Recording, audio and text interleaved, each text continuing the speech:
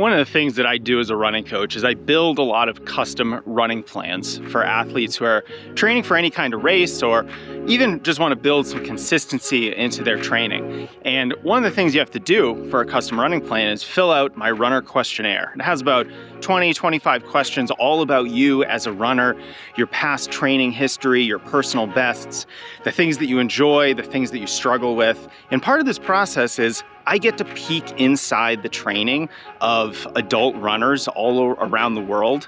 And I've been doing this since 2011. So almost 14 years later, I've had this incredible view into the training habits of adult runners.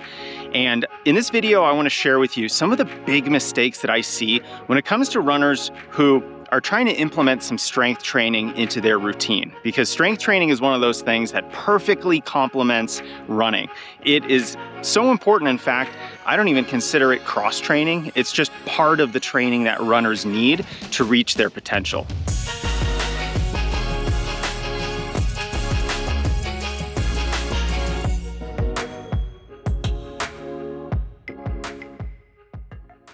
Let's start with the number one mistake that runners do is not doing any strength training. This is an easy one. Let's do something, because when it comes to strength training, something is better than nothing. But the biggest mistake that I see is just an inconsistent ad hoc approach to strength training, where maybe you're taking a class at the gym, maybe you're doing a workout you found on a video somewhere on YouTube here, maybe you're even doing one of my routines like the standard core routine, the ITB rehab routine. I have so many here on YouTube and on strengthrunning.com that you can just plug right into your training. I think this is a good idea. Yet if there's no method to the madness, you're not going to progress. You're not going to develop the strength, the athleticism, the general coordination that's really going to help you as a runner. And so if you are a runner and you want to stay healthy, you want to reach your potential, you're not someone who's just running for health, because at that point you can take a lot more liberties with your running, because I would argue you're not training, you are exercising for health. There's nothing wrong with that. That's fantastic. However, if you actually want to improve as a runner, we've got to take a more structured approach to our strength training, just like we do with our running. I mean, you can understand how if you had this ad hoc approach to your running, you probably wouldn't be able to put together a good half marathon. And so if you want to stay healthy, if you want to develop the strength and power so that you improve your running economy, you have a great finishing kick at the end of a race, you improve your body composition, and maybe you look a little better, there's nothing wrong with that, then let's get a little bit more methodical with our approach to strength training. Let's talk about what I consider ideal strength training, the perfect approach to strength training for endurance runners. Thankfully, we are not bodybuilders and we do not need to spend hours and hours and hours in the gym every week. So thankfully, that's not what I'm going to ask you to do. I'm going to ask you to get in the gym twice a week. Ideal strength training for runners likely includes 2 strength training workouts in the gym. We are actually lifting heavy weights and focusing on the goals of getting stronger, not hypertrophy. So you're not going to be doing a lot of isolation movements in high volumes. No, we're going to be lifting for strength and power. And of course, one of the wonderful side benefits of that is injury resilience. And so if you can get in the gym for, let's just say 45 minutes twice a week, that's the cornerstone of your strength routine. The other days that you're running, I would love for you to do a 10 to 20 minute body weight, core, or strength workout. Now, these sessions are taken from the world of physical therapy. You're going to be doing a lot of exercises that, you might have seen in a PT's office. They're exercises that target some of the more running specific muscles, and they're a little bit more therapeutic. They help you stay healthy. They're not going to help you get as strong as what you're doing in the gym, the squats, the deadlifts, the presses, the accessory work, and all the variations of those exercises that are so important.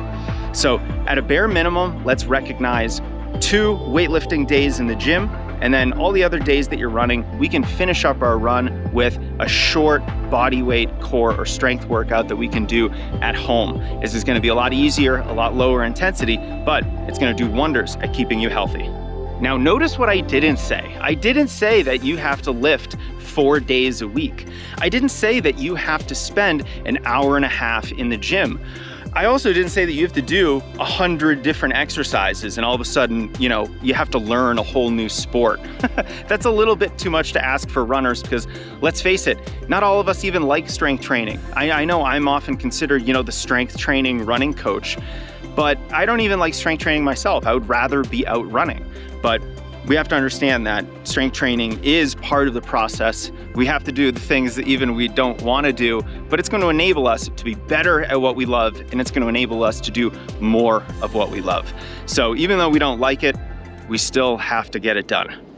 A big thanks to our brand partner, Beam, for supporting our YouTube channel.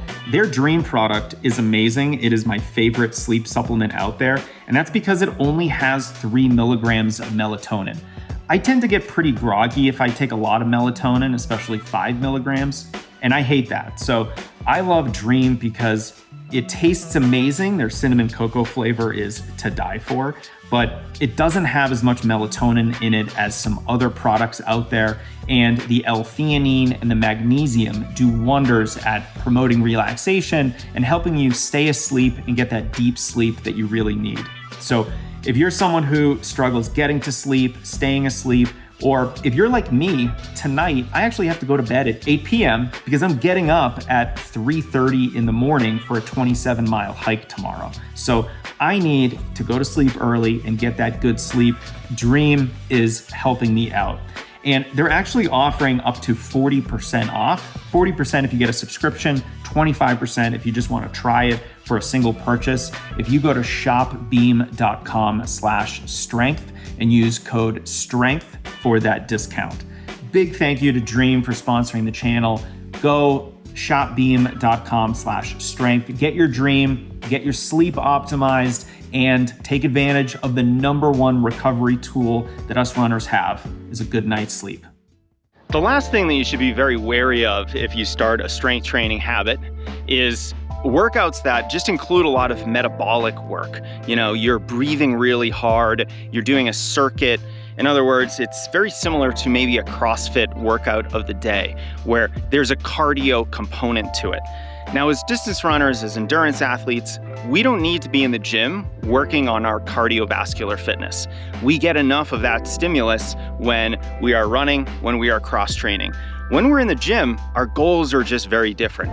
Again, it's strength, it's power, it's injury resilience. Those goals don't require us to breathe hard in any meaningful way. This is not a hard breathing workout. This is a strength and power workout with full recovery.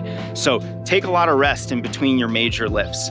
Be wary of any class or program that has you moving quick enough between exercises that you get your heart rate up really high. We don't need that kind of metabolic or cardio component to our lifting workouts. We get enough of that with running. We need to focus on different things in the weight room. So I sincerely hope you've reconsidered your approach to strength training, and I hope that you've really taken this to heart, that strength training can unlock much more consistency in your training. It can unlock new levels of performance.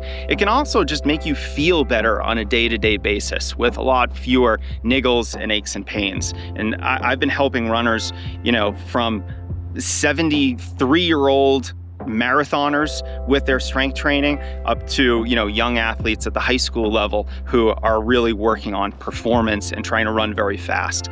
Strength training is one of those things that it's the gift that keeps on giving. It allows you to continue doing running, to continue training especially when you get older, when it just becomes a little bit more difficult as you become a masters and grandmasters athlete. Now, if you want a specific workout by workout progressive periodized strength training program that I built with a USA weightlifting national coach, our high performance lifting weightlifting program is available at the link under this video. Just give it a look because I want you to see what ideal strength training for runners looks like. You don't have to spend hours in the gym.